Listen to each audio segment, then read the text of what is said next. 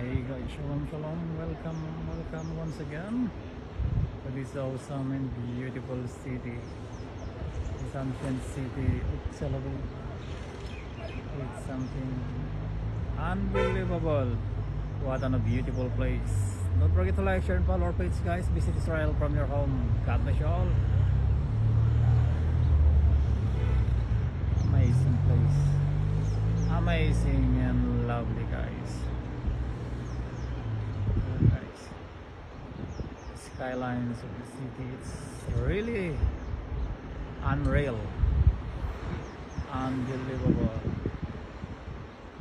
amazing guys, amazing. Oh, it's nice and beautiful. Don't forget to like, share and follow our page. Visit Israel from your home guys, giving you all these updates and beautiful videos here in Israel.